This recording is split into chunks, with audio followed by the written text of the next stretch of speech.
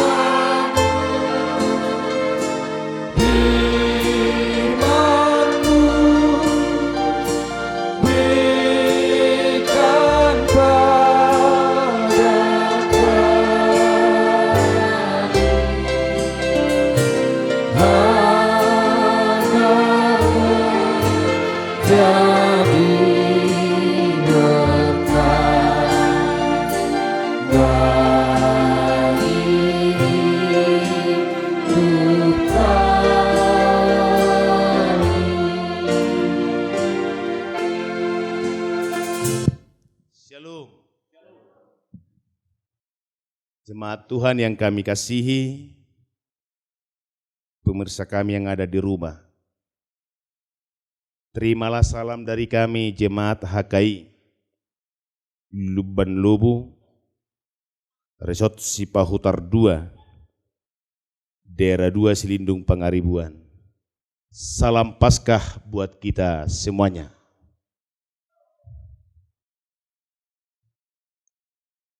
Semangat hati.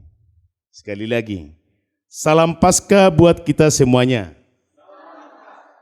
Bapak Ibu Saudara yang terkasih, tentu semua kita sangat bersukacita jikalau mengalami keselamatan. Sangat bergembira jikalau ada keselamatan yang kita alami di dalam hidup ini. Jika kita bertanya kepada pribadi lepas pribadi, pernahkah Bapak Ibu Saudara mengalami sebuah keselamatan? Pernah, pasti. Selamat dari mara bahaya.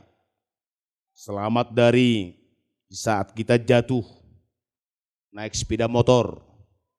Selamat dari kita diculik oleh para pencuri, perampok. Kita sangat bergembira, berbahagia karena kita selamat.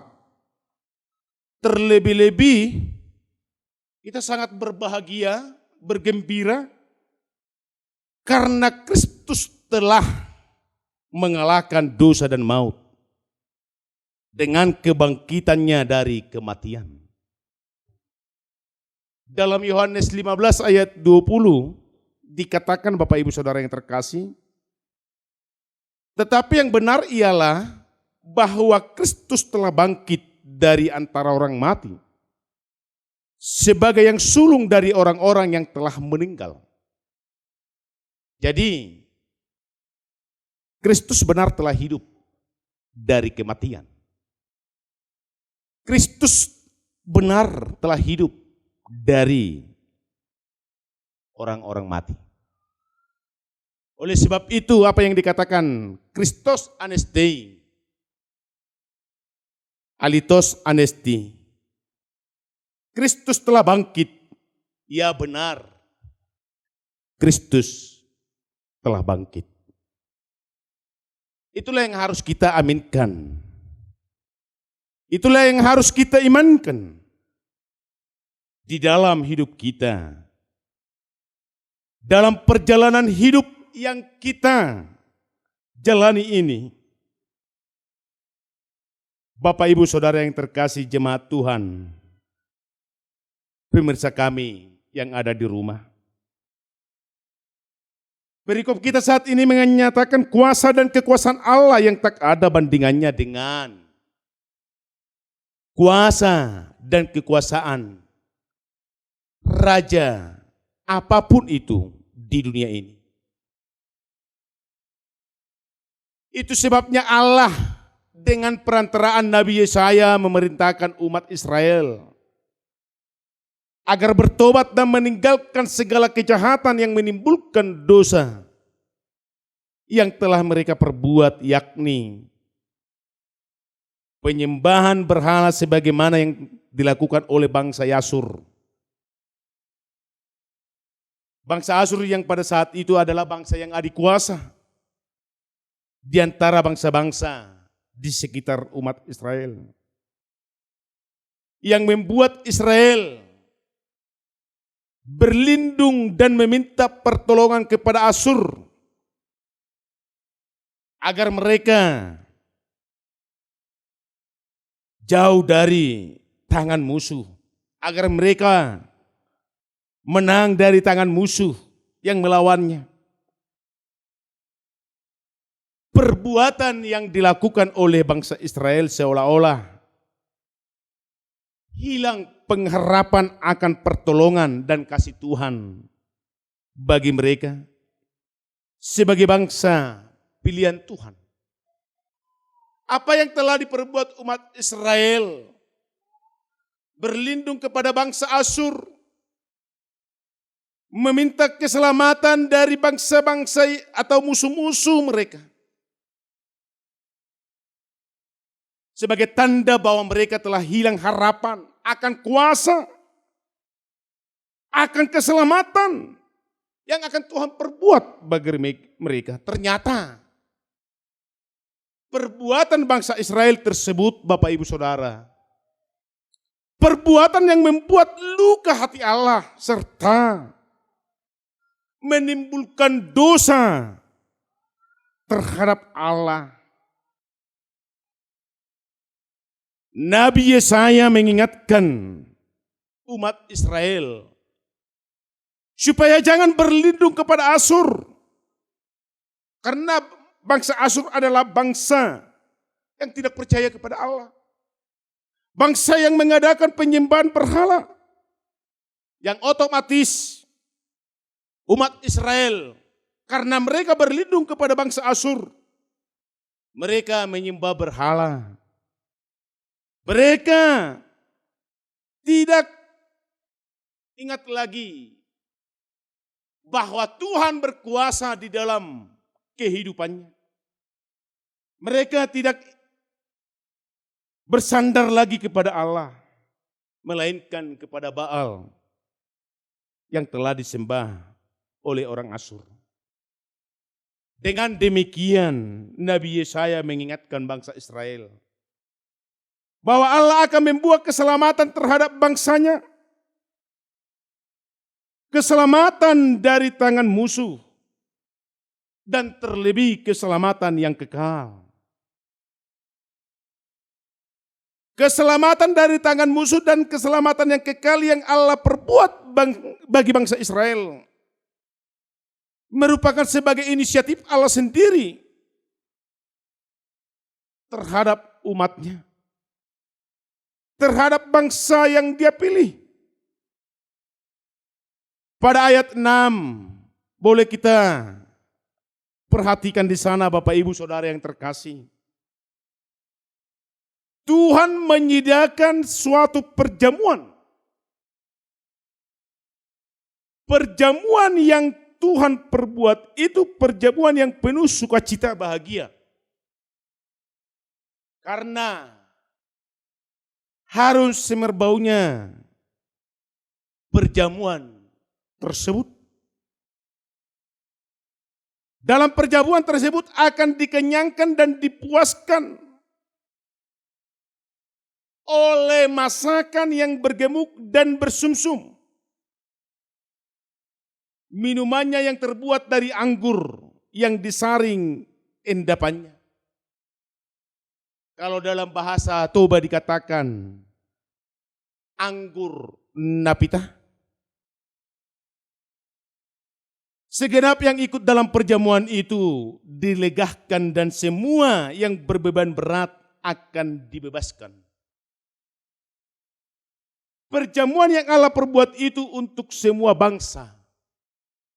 Artinya universal. Allah akan mengadakan perjamuannya. Dan itulah yang kita lakukan pada saat kita menerima perjamuan kudus. Kita diingatkan kembali atas pengorbanan Kristus di kayu salib. Roti yang melambangkan tubuh Kristus. Anggur yang melambangkan darah Kristus mengingatkan kita bahwa di dalam perjamuan yang telah Tuhan perbuat itu adalah perjamuan yang universal, perjamuan yang sukacita, perjamuan yang bahagia. Sehingga jikalau kita merasakan beban dalam hidup ini, terasa dilegakan. Jikalau kita merasakan Pemikiran-pemikiran yang sungguh sangat membuat kita terbebani atas segala problema hidup yang kita alami. Terasa dibebaskan. Karena Tuhan telah sediakan. Karena Tuhan telah jadikan sebuah perjamuan bagi semua bangsa, terlebih bagi kita orang yang percaya kepada Tuhan. Allah adalah juru selamat dunia lewat perjamuan yang Tuhan perbuat, menandakan bahwa Allah adalah juru selamat dunia. Dengan mengutus anaknya mati di kayu salib, bangkit dari kematian. Kalau kita baca Bapak Ibu Saudara yang terkasih, Yohanes 4 ayat 42. Boleh kita baca Alkitab kita, dan tapi kami tuntun dari sini untuk membacanya. Yohanes 4 ayat 42. Demikian dikatakan di sana. Dan mereka berkata kepada perempuan itu, kami percaya tetapi bukan lagi karena apa yang kau katakan, sebab kami sendiri telah mendengar Dia dan kami tahu bahwa Dialah benar-benar juru selamat dunia. Yesus sebagai anak Allah yang Allah utus ke dunia ini adalah benar-benar juru selamat dunia. Dengan demikian, apa yang dikatakan pada ayat 7 dan ayat 8, bahwa Allah memberikan sukacita dan keselamatan bagi semua bangsa dengan meniadakan maut selama-lamanya, melainkan menghapus air mata dari segala muka, dan aib umatnya akan dijauhkannya dari seluruh bumi. Hal itu terjadi karena Tuhan Allah telah mengatakannya. Menghapus segala air mata dari segala muka dan aib umatnya. Akan dijauhkannya dari seluruh bumi. Karena Tuhan Allah telah mengatakannya. Tak ada lagi perkabungan, tak ada lagi tangis ratap oleh karena perbuatan dosa dan pelanggaran terhadap Allah. Itulah anugerah dan kasih karunia Allah yang sungguh sangat luar biasa kita terima di dalam hidup kita ini. Yang tak bisa terhitung oleh siapapun itu. Cara Allah mengadakan demikian, yakni mengorbankan anaknya Yesus mati di salib. Oleh sebab itu, Yesus adalah jalan keselamatan dan sukacita kita. Karena Yesus adalah jalan keselamatan dan sukacita, maka tinggallah di dalam Yesus yang memberi sukacita itu. Tinggallah di dalam Yesus yang memberi kebahagiaan itu.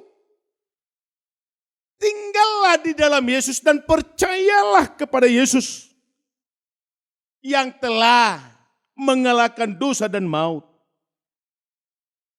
Dalam kebangkitan Yesus semua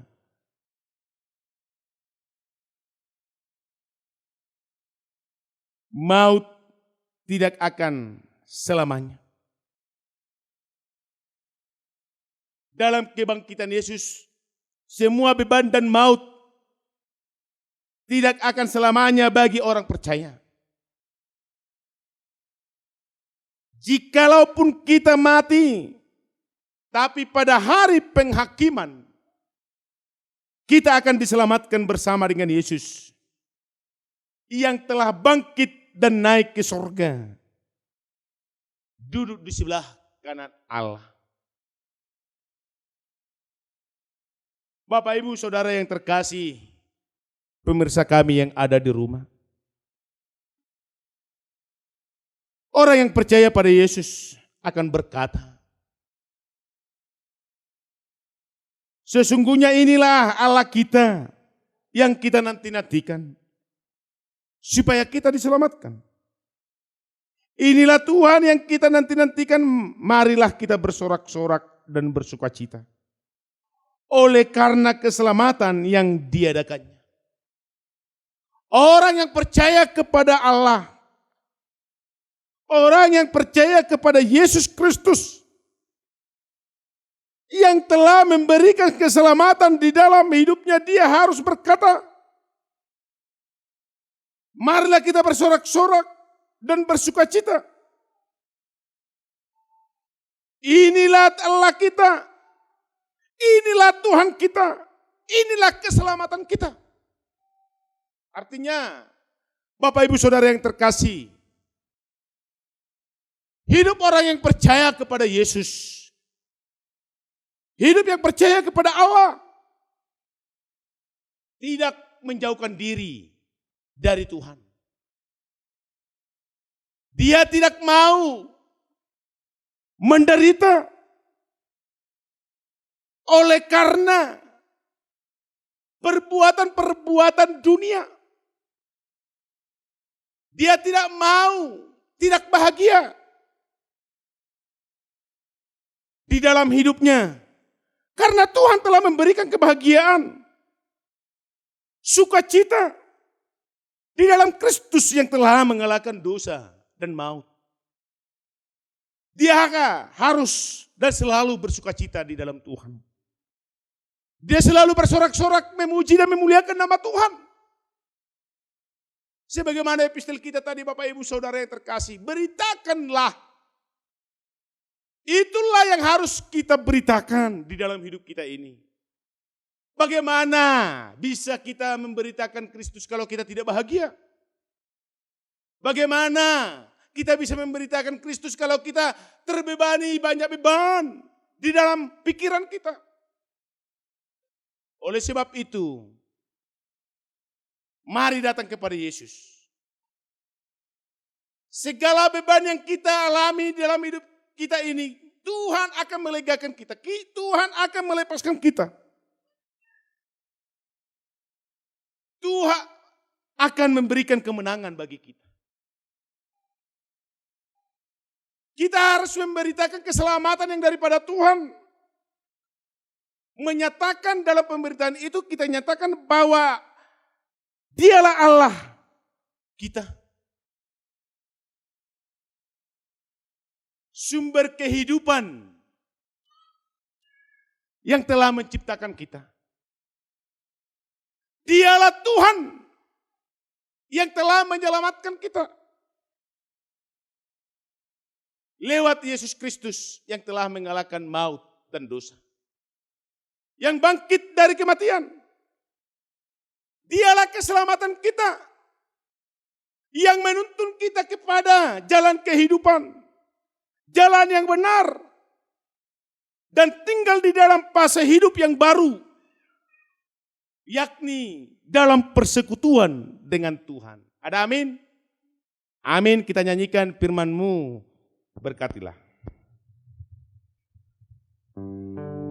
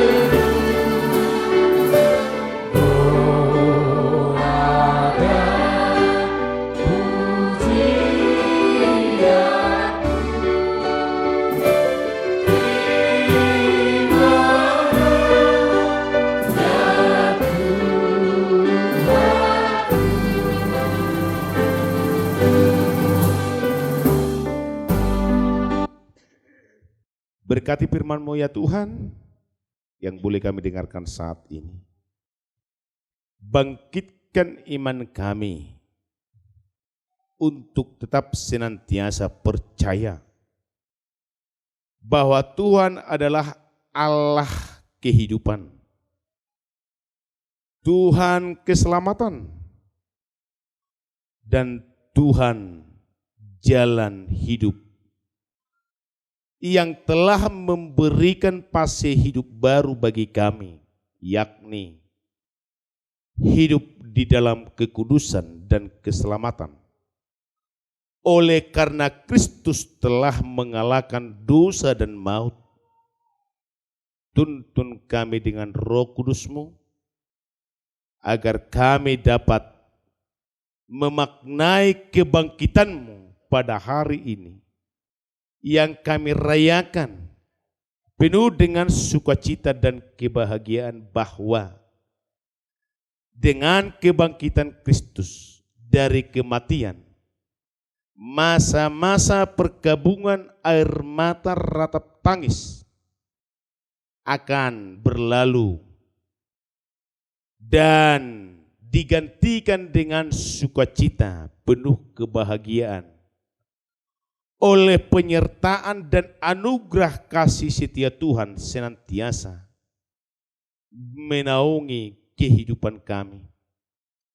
Berkati seluruh warga jemaat-Mu yang merayakan kebangkitan Yesus dari kematian pada saat ini. Dan juga Tuhan, para jemaat-Mu, pemirsa kami yang ada di rumah, jikalau dalam keadaan sakit penyakit yang mereka derita, kami bawakan ke dalam tangan-Mu.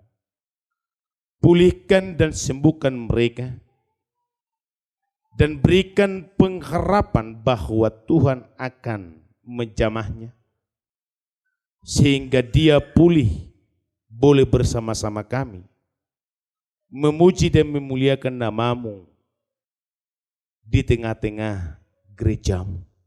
Kami yakin dan percaya bahwa kehidupan kami sepanjang hari ini, Tuhan tetap bersama-sama dan menjagai kami. Berikan dan penuhi hidup kami dalam sukacita dan kebahagiaan. Terpuji Engkau Bapa, hari ini kekal selama-lamanya. Ampuni kami atas segala dosa kami, agar kami layak menerima berkat. Di dalam Kristus Yesus kami berdoa dan mengucap syukur. Amin.